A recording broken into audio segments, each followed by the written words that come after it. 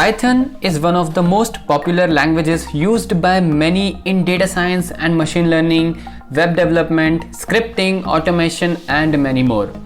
One of the reasons for this popularity is its simplicity and its ease of learning. If you are watching this video, you are most likely already using Python or at least interested in it. Hi, welcome to another video of Code Wrestling, and in this video, we will take a quick look at some of the short code snippets that you can understand and master incredibly quickly. So let's start.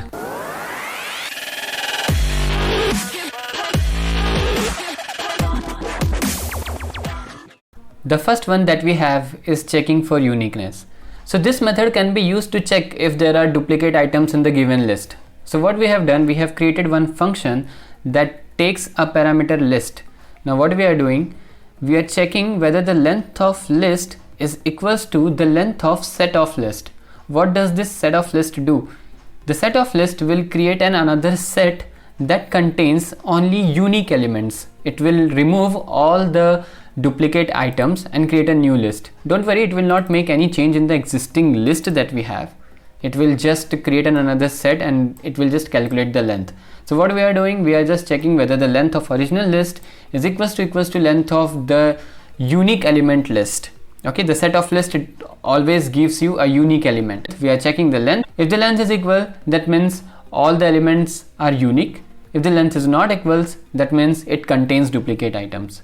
So we have created another list, that is X, that contains a lot of duplicate items, and then another list, that is Y, which has all unique items. So now when I'm trying to print all unique X, I'm getting a false value because this contains some of the duplicate items. But when I'm trying to do all unique Y, calling this particular list, then I'm getting a true because the length of list is equals to length of set of list. So that was one of the code snippet.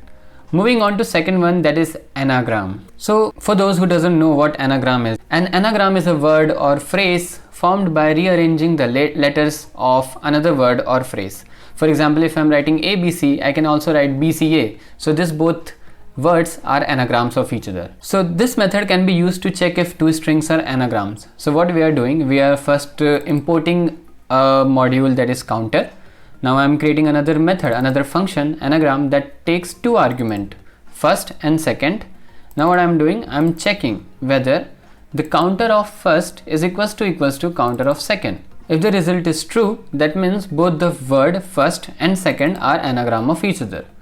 So that's why I've given one word ABCD3 and 3ACDB. This both words are anagram, and that's why the result is true. The third one that we have is memory. And this can be used to check the memory usage of an object. So what we have to do for this, we have to just import a module sys, and then I will just create another variable and I'll assign it a value that is 30. Now what I have to do, I will just do sys.get size of variable. So in this way I can get the size of the particular variable. So here the size of the variable is 28. So this was one of the code snippet. Now the next one that we have is size in bytes. So what if you want to get a size in byte? Then what we will do, we will create another function. What it will do, it will first try to encode your string in a UTF-8 format, and then we will try to find the length of it. So for example, if you have to find what is the byte size of a question mark, then what you will do, you will just pass this particular question mark. We will encode it in UTF-8 format, and then we'll find the length. So the byte size of a question mark is just 1. Now if I have to find the byte size of a string, let's say hello world. So what I will do, I will just pass this particular string hello world, and now see the byte size is 11. So using this particular code snippet, you can always print the length of string in bytes. Now the next that we have is print the string n times. So if you have used this star before, then you know that it is used for multiplications, but this star can also be used in other formats too. So for example, let's say I'm defining a variable n that is equals to 2, and I'm defining a string s is equals to programming. Now if I write s multiplied by 2, that is repeat this particular word 2 times. So what it will do, it will just repeat the word 2 times. So that is what it has done. It has first written programming and then again programming. Yeah. So there are more uses to multiplication that we have made in another video of it. You can find the link of the video in the description or in the I button above. The next that we have is how to make the first letter of a word large. For that, you already have a built-in keyword, that is title. So all you have to do is just call the particular string with the method title. So in the given example, we have created a string as programming is awesome, and then what I have done, I have just called s.title. So what it will do, it will do the title casing. Programming, P is capital now, I is capital, and awesome, A is also capital. So this is one of the code snippet that is used at a lot of places. Next that we have is separation. So this method splits the list into smaller list of the specified size. So this method is really very helpful when you have to create a small chunks out of a list. So what you can do, you can just write a very simple function chunk, and you can pass two parameters, the list which you want to create a chunk of, and what is the size of the list.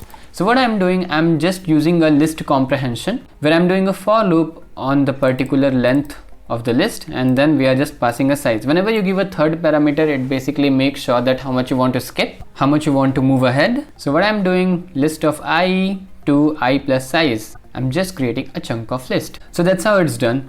Now for example, I have created a list A that contains a lot of variables 1 to 10, and then I'm creating a chunk size should be 3, and then I'm passing this variables to the function chunk. Now you can see this particular list has been divided into various sublists, each having a size 3, 1 2 3 4 5 6 7 8 9, and since we don't have any other element, so the last element will have only one element, that is 10. So this method is really very helpful when you have to create a chunk out of a list. Now the next that we have is removing some false values. So what we will do, we will create a method which will basically remove some of the variables, some of the values like false, none, 0, or even an empty string. Empty string means it can contain a space, but it should not be empty. So what we will do, we will just create one of the function, that is def compact list. Then what I will do, return list, and then we will use filter. So what I'm doing, filter bool comma list. So what it will do, see, I'm passing all the variables like 0, 1, false 2. This is just a blank string, and then a string with a space, then 3AS34. Now if you see the final result, then the false is removed, this empty string is removed, and rest we have all the variables. So that's how you can filter your list when it contains a lot of junk data or false values. The next that we have is counting. Well, it should be zipping instead of counting. So let's say you have an array that contains a list of lists. Now what you want to do, you have to pair like A, C, E, B, D, F. Then there is a function known as zip. What you can do, you can just write zip and then pass this array, star array. Yeah, so there is one more use of star which is also used for unpacking the variables. So you can find the link of the video in the description or in the above I icon, where I have mentioned lot of different usage of stars. Well, coming back to our topic. So what I'm doing, I'm trying to zip all the array variables that we have. Now once we have zipped and stored it in a variable transposed, now I'm trying to print the variable. So for I in transposed, print I. So now you can see it has created a tuple that contains A, C, E, B, D, F.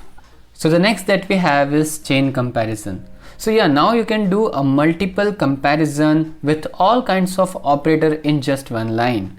So now you can directly write a statement something like 2 less than A less than 8, or you can do an equality comparison and then can do less than or greater to comparison. If you have to write it in a if statement, then there were a lot of or conditions or and conditions which you have to concatenate together and write it. But now there is a better way where you can do the chain comparison in just a single line by using all kinds of operators which you want. So in this particular example, I have created a variable A is equals to 3, and I'm directly trying to print whether 2 is less than A less than 8, and since the value of A is 3, the answer is true.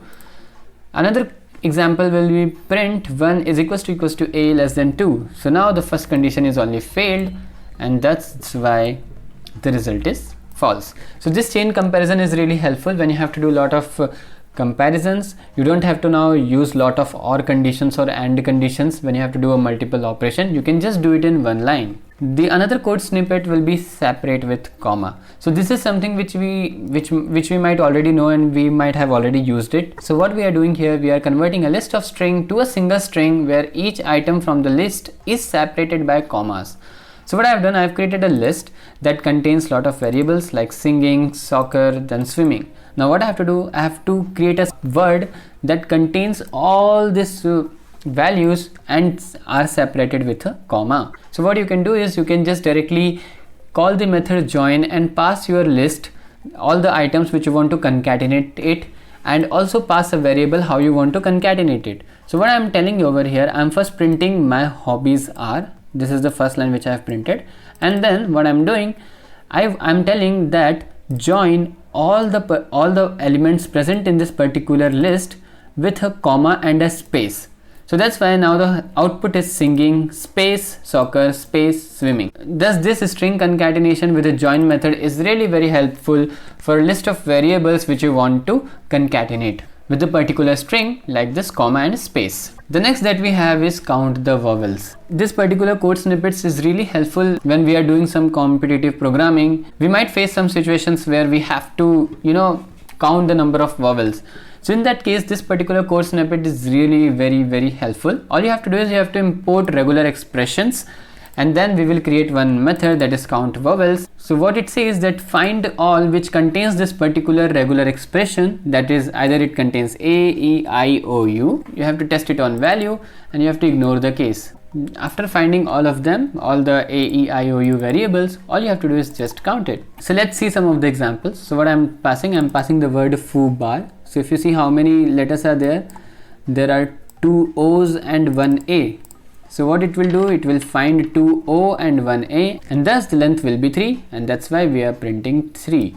Now let me go to another variable, count vowel gym. So in this gym there is nothing like A, E, I, O, U, thus it will give an empty result, and the length of empty result will be 0, and that's why we will print 0 over here. So this method is really very helpful, where you have to just count the vowels by using regular expression. Regular expression has a lot of other usage. So if you want, then we can create a video on regular expressions maybe next time. Now next that we have is converting the first letter of a string to lowercase. So we have to decapitalize it. So we already have a lot of methods that basically convert the first character from lowercase to uppercase, but I'm not aware of any that will do the opposite. Yeah, you can use dot to lower, but then it will convert the whole word into a lowercase character. We have created a function decapitalize which contains the string. Now what I'm doing, I'm just taking the first character, converting it to a lowercase, and then concatenate it with the rest of the string. So yeah, it was a pretty easy workaround how you can just decapitalize your word. The next that we have is anti-alias. Let's say you have 2 lists and you have to now merge this 2 lists. So how will you do it? Those kind of problems really occur a lot. So that's why this below method will explain you how to do that particular part. Before that, there are some of the concepts which you need to know. The meaning of extend and append. So I've created a new list that have a variable 1, 2. Now I'm trying to extend it not with a variable but with a list that is 3, 5. So what it will do, it will add a 3, 5 to this existing list like 1, 2, 3, 5. And then what I'm trying to do, I'm trying to append another variable. So what it will do, it will append the letter that is 1, 2, 3, 5 and then 7. So the difference between extend and append is extend needs a list. It will just merge this list with the another list which you are providing. But append is used when you have to add another variable to the existing list. So the difference is extend needs a list and append needs a variable. So we have made the use of extend and append to flatten the list. So what I have done, we have created a very simple method, spread. The more optimized way to write it is written in this particular format, deep flatten. But if you are not able to understand this particular method, then you can make a use of this particular method, that is a spread, to understand it very better. So what I'm doing, I'm just passing this particular list of lists. You see we have variable 1, then another list 2, then another list of list that is 3, 4 and 5. So what if you want to flatten the entire list, something like 1, 2, 3, 4, 5. So in that case, what you will do, you will just call this particular method To explain it more better, I will use this particular method spread. So what I will do, first I will create an empty list. Now we are checking whether the argument which you have provided, argument means the whole list which you have provided. You will take the first variable I. Now you are checking whether I is also a list. That means basically your I which you are sending is also a list. If it is, then you just extend it. If it is not, then you just append it. So extend and append I have already explained right now. Based on this functionality, you can just flatten your entire list like this. So if you want to write it in a more better way, instead of write this if else doesn't look that good, that's why we have used a list comprehension to do the same functionality. Next that we have is difference. So the method defines difference between two iterations, keeping only the values that are in the list. So what we are doing, let's say there are two lists, 1 to 3 and 1 to 4. Now if you find the difference, that how this first list differs from the second list. So you know this particular 3 is not present in this particular list. Difference is of the variable list. So like that you can find the difference. So what we have done, we created a method difference A and B. Now we created a set of A and set of B. The reason we created a set to always keep a unique element. Now what we are doing, we are doing the difference. Set A dot difference. Difference is a built-in method. Set A dot difference set B. Now whatever comparison you have, you convert it into a list and then return it. So that's how we have find the difference between the two iterations, keeping only the values that are in the first list. The next we will find is the difference between a list. So what we will do, this particular method returns the difference between the two lists after applying a function on them. So what we were doing before, we were just directly finding out the difference between them. Now what we will do, we will apply a function fn that will be passed whenever this method is called. So what I'm doing, I'm first importing a method as the floor. You know what floor is, right? Then difference by, I'm calling this particular method difference by, and I'm passing two lists. One is this one, 2.1 and 1.2. Another one is 2.3 and 3.4. And what I will do, I will apply this floor function to both of the list and then compare what is the difference. So thus what I will do, I will pass this function. What it will do first, it will replace the b with a set of map of function comma b. If you know the map function, what you will do, map function will apply this particular function to all the elements present in this particular list b. After doing that, it will create a set of it to only find a unique element, and then for each item, if the function of item is not in b, then we will just return the particular item. So if you see the first element, then 2.1 will be converted to 2 and 1.2 will be converted to 1, and this 2.3 will be again converted to 2 and 3.4 will be converted to 3. So the difference is of this particular 1 because this 1 is not present in this list B. That's why the difference is 1.2. Let me just show you the another example. So we are again calling this difference by method. Here we are passing a dictionary. So the first list of dictionaries contains x as 2 and x as 1, and in the another one we are passing x as 1. Now we have created a lambda expression that is our own function, and what we are doing, we are just finding v of x. That means, for example, if you are passing this particular dictionary, then v of x is 2. So now when you will pass the value, then b will be set of map of function comma b. So here the b is x is 1, so b will contain only 1. Now what we will do for item in a, that is for item in a, first it will find x of 2. So when it will do v of x is equals to 2, so this 2 is not present in b, thus this is the difference. When v of x is 1, so 1 is also present in b, thus it is present in b, it will not be a part of this particular item. Thus the difference is x colon 2. If you are not able to understand this, use it. Instead of writing a list comprehension, write a for loop, try to create a list, do some printing so that you understand that what is happening in each. The next that we have is chained function. So it is similar to how you have done a chained comparison. You can call multiple functions in just one line. So let's say we have two functions, add and subtract. So what I'm doing, I'm just writing subtract if a is greater than b, or else add, and then I'm passing this a and b. So it's something like I have created an expression that if you have to subtract it if a is greater than b, or else add it, and I'm then passing what is A and what is B. So now you have to just pass the same parameters and you can decide which method you have to call, either subtract or you have to call add. The next that we have is finding duplicates. It is similar to how we have done in checking the uniqueness. All you have to do is just check whether the length of list is equals to length of set of list. If it is not equals to, then yes, it has duplicate.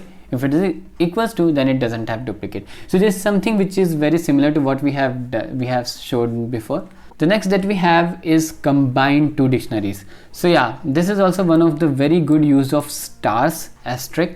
So what you will do, you will create one method merge dictionaries, pass two dictionaries A and B, and all you have to do is just create a new dictionary and pass star star A comma star star B. Yes, this is one of the best method to unpack a dictionary into a new dictionary. So I'm passing a variable A, it has x1, y2 and then B, y3, z4. So you see the y is actually same. Now when you try to merge the dictionary, then what it will do, it will take the latest value. So that is what it is doing. X is 1, y is 3 and z4. So you know the dictionary cannot contain same keys. The keys should be unique. That's why this y has the latest value, not the old value. The next that we have is convert to list to a dictionary. So since if you have to convert a list to a dictionary, then you have a key and a value pair. So that's why I've created some keys and have created some values. All you have to do is create a function to dict keys and values and use one of the existing functionality which I've said, that is zip. You have to zip it. Then once you zip it, typecast it to dict, and that's all. You have made your dictionary. So here what I'm doing, I'm calling the function to dictionary, passing keys and values, and thus we have the final dictionary as A contains value 2, B contains value 3, C contains value 4. What if the length of the keys is not equals to length of values? What I mean is, let's say you have 3 keys but you have only 2 values, then how it will create a dictionary? So in that case, the zip function already handles that part. It will just create 2 keys A and B, where A has value 2 and B has value 3. So this method is very helpful when you have to create a dictionary out of 2 lists. Now using enumerate. So this particular snippet shows how you can use enumerate to get both values and indices of a list. So I have created a list A, B, C, D. Now what you can do, you can just type a for loop index element in enumerate list. Now this index and element will make sure that it will give you the value and the particular index of that particular list. So that's how it has been shown in the output. Value of A index 0, A is at index 0, B is at index 1, C is at index 2 and D is at index 3. The next that we have is time spent. So sometimes it becomes very important to calculate the time it takes for a specific code to run. That's why what you have to do, it's very simple. You just create a variable start time, time.time, then you do whatever you want to do, and at the end you again write end time is equals to time.time. Calculate the difference, and that's what your total time is. So it's very easy. This total time depends on the execution speed of your system based on your configuration. So all you have to do is just time.time and again time.time, but don't forget to import the module. The next that we have is try else statement. So you might have heard about try catch block, but Python provides another feature, that is try else statements. So what you can do exactly is try 2 multiplied by 3, then you write except exception. It's something like your try catch block, but then you also have an else statement which you will execute in case there is no exception. So here 2 multiplied by 3 is a valid statement and hence there is no exception. That's why the else block is getting executed, and that's why you get an output there were no exceptions. But let's say if I try to do a divide by 0 exception, 2 divide by 0, then you are getting an exception and hence the output is exception occurred. So that's how the try, except and else statement can be used. So the else statement will execute only when there is no exception occurred.